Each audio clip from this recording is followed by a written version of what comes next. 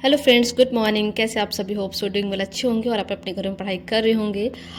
तो आज ही मेरा 4th डे है। हमने जो स्टार्ट की एक बीपीएससी जर्नी 60 डेज़ की टारगेट हमारा आज था। तो आज ही मेरा चौथा दिन है। देखिए फ्रेंड्स, मैं डेली वीडियो नहीं बना पाती हूँ क्योंकि मेरे पास भी समय का अभाव रहता है। मैं मॉर्निंग शूट करके शाम तक 8-9 बजे तक मैं अपना काम करती हूँ। तो मुझे ना इस बीच में टाइम नहीं मिल पाता, लेकिन जितना भी मुझे टाइम मिलता है उतना मैं कर लेती हूँ।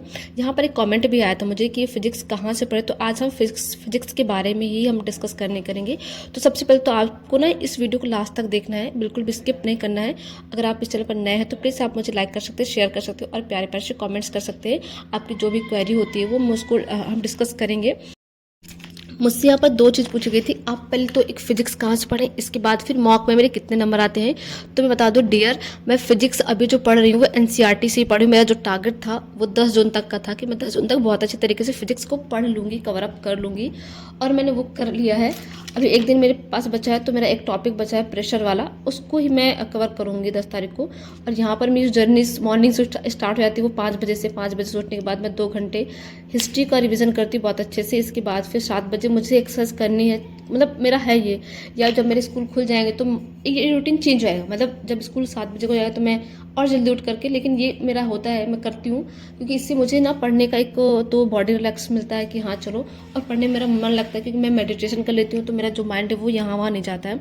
और आज हम फिजिक्स के क्वेश्चन के बारे में ही डिस्कस करेंगे। और मेरे पास यहाँ पर एक क्वेश्चन पेपर भी है, मैंने एक मतलब थे तो वहाँ से ले लिया था मैंने। और मेरे पास तीनों मैंने कहीं से कलेक्ट कर लिया था। तो यहाँ पर मैं एक क्वेश्चन दिखाने की आपको पूरी कोशिश करना चाह रही थी कि मतलब जो as it is with proof की कहाँ से क्वेश्चन पूछे जा रहे थे। तो मानव आँख की जो फोकस दूरी परिवर्तन यानी कि अधिक और कम किसकी वजह से कर सकते हैं, तो सिलरी मसल्स था हालांकि। तो यहाँ पर ना मैं एक तो क्वेश्चन ये था, क्वेश्चन एज इट इज उठाकर वहाँ पर रख दिया गया था। इसके बाद इसकी थ्योरी में पूछा गया था आपको 10th बोर्ड की जो प्रकाश वाला चैप्टर है, वहाँ से आपको ह्यूमन आई वहाँ पर भी है।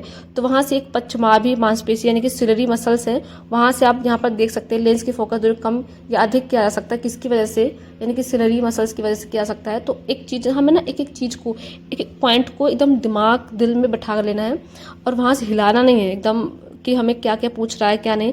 हम अपनी तरफ से पूरी कोशिश कर सकते हैं, जितना भी हम एफर्ट लगा सकते हैं वो एफर्ट लगाएंगे। इवन मैं भी लगा रही हूँ अपने एफर्ट्स कि हाँ। और यहाँ पर मम्मी थोड़ा काम था मम्मी को, तो वो मेरे पास पैसे थे, मम्मी को मैं पैसे देने लग गई थी। और अगर आपकी मैथ इतनी अच्छी है, कैलकुलेशन मैथ कितनी अच्छी है, तो आप मुझे ये बता सकते हैं कि कितने नोट थे और कितने, हालांकि मुझे पता है कितने हैं, बट आप मुझे बता, मुझे अभी तक नोट गिनने बिल्कुल भी नहीं आए हैं और मैं अभी भी नोट वगैरह नहीं गिन पाती हूँ क्योंकि अभी कभी ऐसा चांस पड़ा नहीं, और शायद मुझे लगता है ठीक ठाक है जो भी है। तो आप मुझे कमेंट के द्वारा बताइएगा। और अभी देखिए जो मेरी जो हेल्थ है थोड़ी ठीक ठाक नहीं है, इस वजह से मैं बहुत मतलब 3-4 घंटे एक टाइम पे नहीं पढ़ पा रही हूँ। मुझे इतनी थोड़ी सी प्रॉब्लम हो रही है। एक तो मेरा अभी टाइमिंग भी चल रहा है, तो उसकी वजह से मैं प्रॉब्लम में हूँ। तो अभी मतलब मैं 50 मिनट पढ़ती हूँ, 40 मिनट पढ़ती हूँ, मैं 10 मिनट के लिए बाहर निकल जाती हूँ। मुझे सफोकेशन होता है अंदर से, एकदम बेचैनी सी होती है, तो मैं बाहर निकल के जाती हूँ। इसके बाद फिर मैं वापस आती हूँ। तो मेरा ना ये क्वांटिटी मैटर नहीं कर रहा है, मैंने एक दिन में कितना पढ़ा है और मुझे ना कितना मतलब एक लगा कि हाँ मैंने आज कितना चीज़ें आउटपुट में मैंने निकालनी है जो हमने वो करी, तो वो चीज़ था। और मैं यहाँ पर साइंस की फिजिक्स में पढ़ा था। फिजिक्स का मेरा जो टारगेट था वो 9th-10th की बोर्ड में मैंने जो एनसीईआरटी की बुक्स है वो मैंने ख़त्म कर ली हैं। तो अब मेरा जो 11 तारीख से ये है कि मेरा फिर केमिस्ट्री पढ़ूंगी, और 20 तारीख तक मेरा केमिस्ट्री का है कि मैं लगातार केमिस्ट्री पढ़ूंगी। और जब मैंने क्वेश्चन को पेपर को सॉल्व किया था तो मुझे ना एक चीज़ यहाँ पर लगी थी कि मैं ऐसी क्या चीज़ थी, क्या ऐसा क्वेश्चन जो मुझे नहीं है, और वो क्वेश्चन कहाँ से कैसे लेवल में पूछ सकते हो और वहाँ से और क्या क्वेश्चन बन सकते हैं। तो ये अगर आप भी ऐसे चीज़ें करेंगे तो हो मतलब डूइंग है कि ये चीज़ें आगे बेहतर हो जाए। हमें प्रिपरेशन इस लेवल की होनी चाहिए, मेरी खुद की तैयारी इस लेवल की होनी चाहिए कि मतलब पहले आप ये मत कह दीजिए कि पहले आपको दीदी सिलेक्शन ले लो।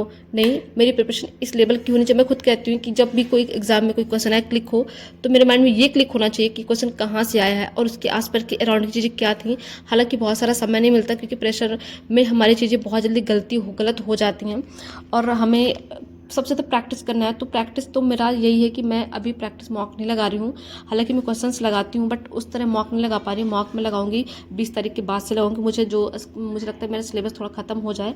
और सिलेबस तो मेरा थोड़ा ज्योग्राफी रह गया है, हालांकि पॉलिटी वगैरह ठीक ठाक हो गया है, बट ज्योग्राफी मेरा रह गया है, तो वहाँ से मैं कवर अप करूँगी। अभी 11 तारीख से मेरा 2 टारगेट है कि एक केमिस्ट्री पढ़नी है और मुझे पढ़नी है अभी ज्योग्राफी पढ़नी है, क्योंकि मेरी जो हिस्ट्री का पोर्शन है वो मेरा लगभग खत्म हो चुका है, बस अब रिवीजन रह जाएगा। तो 1 घंटे में रिवीजन डेली करूँगी। जो चीज़ मेरी फिनिश हो चुकी है उसके मैं 2-3 घंटे दूंगी रिवीजन के लिए। जैसे कि मेरा फिजिक्स खत्म हो चुका तो उसको 1 घंटे के लिए रिवीजन दे दूंगी। डेली एक एक चैप्टर रिवीजन होता जाएगा। तो ये चीज़ें हो रही हैं, ये मेरी स्ट्रैटेजी है। अगर आपको ठीक लग रही है तो प्लीज़ आप मुझे लाइक कर सकते हो और शेयर कर सकते हो, और मुझे प्यारे से कमेंट्स भी कर सकते हैं और फॉलो भी कर सकते हैं कि हाँ मैं इस तरह से, क्योंकि सबकी अपनी अपनी स्ट्रैटेजी होती है, किसके पास कितना टाइम है, किसके पास कितना टाइम नहीं है, तो उसके अकॉर्डिंग मैनेज, क्योंकि टाइम को मैनेज करना हमारे खुद की बात होती है। और हमारा मुझे लगता है कि अगस्त में पेपर हो जाएगा तो जून हमारा चला ही गया, हाफ चला ही जाएगा, और जुलाई बस 1 से 1.5 महीने बच रहे हैं।